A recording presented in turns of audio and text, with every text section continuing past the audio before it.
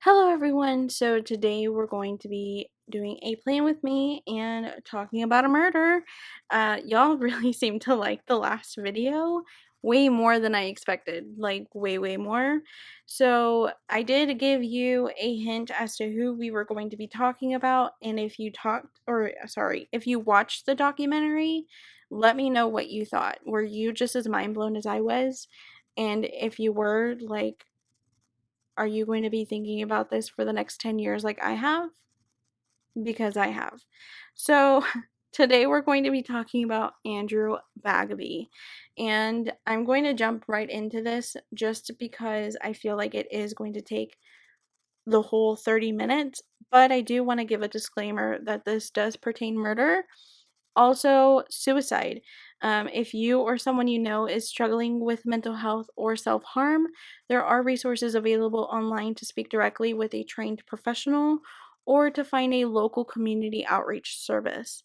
If you are within the United States, you can visit suicidepreventionlifeline.org or you can call them at 1-800-273-8255. Okay, so now jumping into the story. Andrew was born on September 25th, 1973 in Sunnyvale, Sunnyville? One of those, California. He was the only child of Kathleen and David Bagby. From what I found in the documentary and from research, he seemed like a really incredible friend, and he was really supportive of his friends' dreams. He would act in some of his friends' documentaries or like movies and such, and he kind of wore his heart on his sleeve. He went through a breakup with his fiance, or his then fiance, and sort of lost himself. From what his friend said, that he just wasn't making kind of the same train of thoughts or the same kind of decision making that he used to. But he was incredibly smart. He was actually in his third year of residency at Memorial Hermann in Newfoundland in Canada, studying to be a physician, and this is when he met Shirley Turner. I can't stand her. After he graduated, he moved to Syracuse, New York to start his surgical residency and tried to keep a long-distance relationship with Shirley as she had moved to Iowa. In 2001, he moved to Latrobe, Pennsylvania, as surgery just wasn't for him. He didn't like it. He changed over to family practice and felt like that was more of his calling and what he wanted to do. He was able to have a more one-on-one relationship with his patients, which is what he was kind of longing for when he was over in surgery. During this time, this is when Shirley became really possessive over Andrew. On November 3rd, 2001, at the Arnold Palmer Regional Airport. Whoa, that was a tongue twister. Before she had flew back to Iowa after visiting Andrew actually ended the relationship. He no longer wanted anything to do with her. And the next day, she called him several times. And when I mean several, I mean like going towards the hundreds. Yeah, that's a lot. And after him not answering any of the phone calls, she decided to take matters into her own hands and to get into her car and drive all the way to Pennsylvania. That was a 16-hour drive. That should have been like a red flag automatically. So early morning of December 5th, 2001, she went to Andrew's house and asked him if they could have a conversation later that day. And he was kind of like, didn't I just like put you on a plane? So he was kind of frustrated. From what people had said at work is that he was never really a person that would show his emotion, but that day he was frustrated. And he actually ended up talking to his supervisor, Dr. Clark Simpson. And from what I got from the documentary, they were actually friends. Like, it wasn't a weird thing for him to talk to his supervisor, as it is for most of us. But he was talking to him about what happened that morning, and Dr. Simpson was kind of like, yo, like, don't see her. Like, nothing's good gonna come out of that. And she just drove 16 hours to come see you after you just broke up with her. And she's been really, like, crazy lately. She's been calling you nonstop. Like, just don't go. And Andrew was just like, I would much rather just lash it out and get it over and done with and move forward with my life. And he was just kind of like, all right, well, to make sure that you're okay, let's meet up at a bar after you meet up with her, and we can kind of talk it over, and you can kind of, let go of all your emotions and feelings about everything. That's a really good guy friend. Like, I've never heard of guy friends be like that, but I don't know. Like, I'm not really friends with guys either, so yeah. My husband's kind of like, okay, let's move forward. He's a really good guy, I promise. But yeah, he didn't end up listening, and he actually met up to meet with her, and they actually met up at Keystone State Park, and that's actually where he was found dead, in a parking lot. Shirley ended up shooting him 5 times overall. She had shot him in the head, in the chest, in the buttocks, and on the back of the head. So she really had a field day, honestly, and God, this makes me so mad. Police actually were informed by Simpson and his other friends, stating that she had to be the suspect, like 100%. That he had went to go see her and so on and so forth. And Shirley was like, no, I couldn't. Like, I was sick. Yeah, that's what she claimed, is that she was sick, and her proof was that she called in sick. And she was not smart, you guys. Back then, there were still cell phones in 2001, and they could still track that stuff. So when she had claimed that, the police officers were kind of like, that's kind of strange, because there's cell phone and internet records showing that you made it across the country. And she was kind of like, well, she had actually logged into her her eBay account and her Hotmail account from Bagby's home computer, along with calling in sick from his home phone. So homegirl really made herself real comfortable at his house after she killed him. When she was confronted with the evidence, she had claimed that she did meet with Andrew at the park, but he had put the gun in his trunk. And to cover her tracks, she had told her shooting instructor that the gun was stolen, that she didn't have it anymore. And a month prior to the murder, she was already taking gun classes. You can do that. I don't know if a lot of people know that, but in Texas, I know it for sure. I was born and raised here. I've basically, have shotguns since I was, 11 years old. I know that seems really young, but, my dad kind of taught me, really young, and I would hunt and stuff, so it was, really normal, I guess you can say. But, yeah, but the instructor actually contacted the police and was like, hey, one thing that is really suspicious about her gun is that it skips rounds. And what that means is when she's shooting, there's some, most of the bullets, what they end up doing is the top cap and the bottom end up separating. And that's how you'll find, the metal piece inside of a person's body. And then one of the caps is on the floor. But with her gun, one of the caps will be fully intact. One of the bullets will be fully intact. And that's what they ended up finding at the crime scene. And so once they gathered all that evidence, they were getting ready to get a warrant for her arrest. But she fled to Canada, you guys. She fled to Canada. And this is where it starts to get real messy. Extremely messy. She had actually went back to Canada in Newfoundland, and she actually has a kid there. But she has an older kid, and she moved in with him. And so the police of Newfoundland and Pennsylvania collaborated and set up a surveillance team.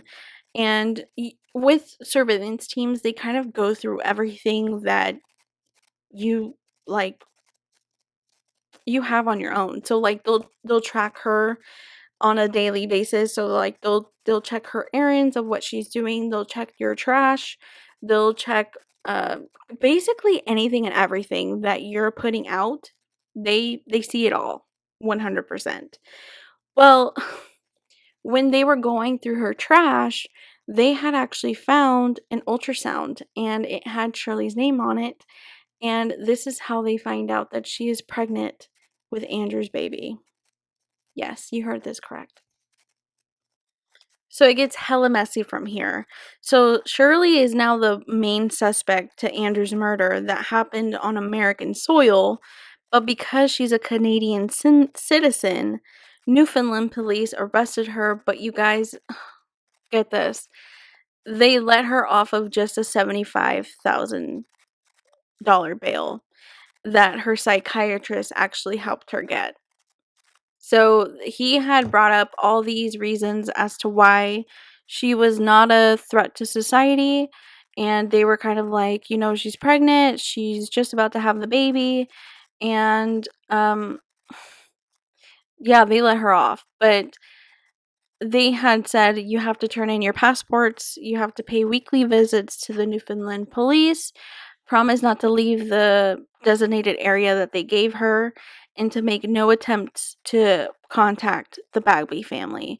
So basically, she was just on probation for murdering someone. Great. Perfect.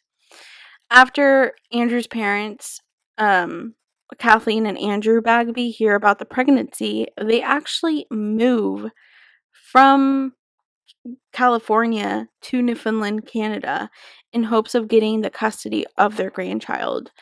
Zachary Turner was born on July 18th, 2002, which I think it's actually. Is it his birthday today? No, it's not. It's the 14th, but it's close. Shirley was concerned that the grandparents would actually kidnap Zachary and wouldn't allow them to see him at all. At a certain point, she would allow them to see him, but with supervision. The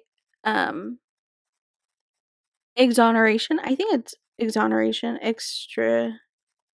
extradition? The extradition, aka the case was still going on, but her lawyers was finding every single way and loophole possible to give her some time. And the police from Pennsylvania had enough evidence to arrest her, but on Canadian grounds. In the meantime, Zachary was actually given to the Bagbys, so he was given to his grandparents. And while Shirley was in jail, she had wrote a letter to a judge, and her name was Gail Welsh, and she was, I don't know if she was complaining to the judge, but she was kind of asking for her advice as to what was going on. And Gail Welsh did not feel like she was a danger to society.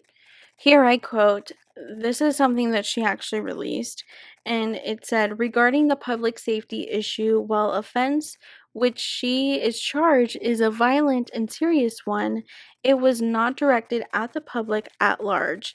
There is no indications of psychological disorder that would give a concern of potential harm to the public generally. End quote. So basically, what she's meaning is she already murdered the guy, and she was only really pissed at that one because he did her wrong and broke up with her. So, yeah, I think we're going to let her go. Yes, I'm not kidding. She felt that all her anger was towards one man and one man only, and that was Andrew Bagby, and he is now dead. So she released her. Immediately after she was released, she was sued by the Bagbys for joint custody and won. You guys, this blows my mind that they actually, I don't know how Canada works, but like This blew my mind that someone that was convicted of murder actually got into jail for it. And then they were like, yeah, you can have part custody of your kid. Blows my freaking mind. Blows it. You're cute. You thought I was done. I'm not. I'm only halfway done. So on July 4th of 2003, Turner met with a young man at a bar in St. John's. The pair dated and were intimate on 2 occasions afterward, and the man actually broke off the relationship after learning from a friend of his of Turner's connection to Bagby's murder, which I don't know about you, but like I know like with my friends and stuff, if they're dating somebody, I'm like, give me their full name. I'm going to research them. Do you know what I mean? Like, that's the first thing that you always do because there's these type of cases where there's some crazy people out there that you have no idea about. And you could be going on a date with a murderer, honestly, with this one. And he had no clue about it. He even like he had sex with her, he had did everything with her by this point, and he had no idea. And that just blows my mind. Turner then made a total of 200 threatening phone calls to this man over the month. Turner claimed that she was pregnant with his baby, but there was no evidence that was showing this was the case. And the man contacted RNC, which is kind of like the probation officers, on 3 occasions to complain about Turner's harassment, which both violated the terms of her bail and the custody grounds for Zachary. And unfortunately, because he did not want to identify himself and declined to file a criminal complaint against Turner, no investigation was launched by RNC. But when the RNC was like, hey, yo, Shirley, what's up, girl? They were like, so we got these anonymous reports coming in, and we just want to know if it's true or not. And she's like, what? That wasn't me. Yeah, she denied it. She denied it. Uh, this blows my mind that this happened. That that this woman is convicted of murder. And the exact same thing that she did to Andrew Bagby, she did to this poor man. And they didn't believe him. Not that they didn't believe him, probably they did, but they were kind of like, well, if you're not going to give us your name, what's the point? You know? And that it just blows my mind, but I'm about to get to the worst part of this all. Okay? On August 18th, 2003, so I believe this is actually his birthday. Let me look back at this.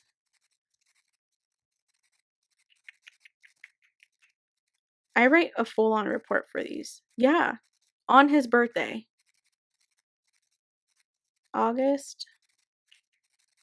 And let's see. Yeah. Oh, wait. He had just turned 1 in July. But on August 18th, 2003, Zachary was scheduled to be in his mother's custody. And Turner first purchased a prescription of, I can't pronounce this, I'm going to try my best, of lorazepam. I don't think I said that right, but it's lorazepam.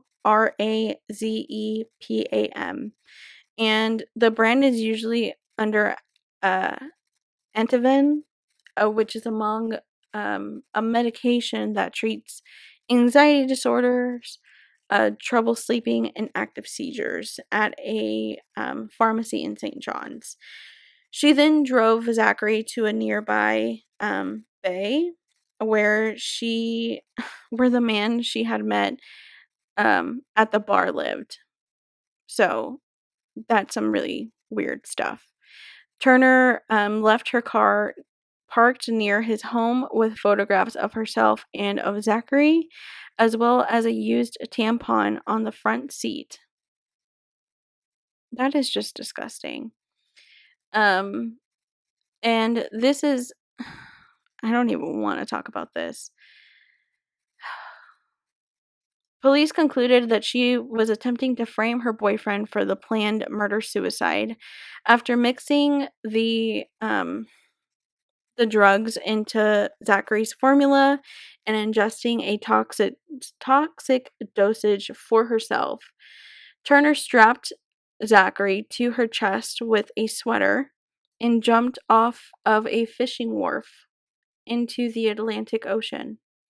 Turner ended up drowning, and it is determined that Zachary Turner was rendered unconscious by the drugs and didn't suffer.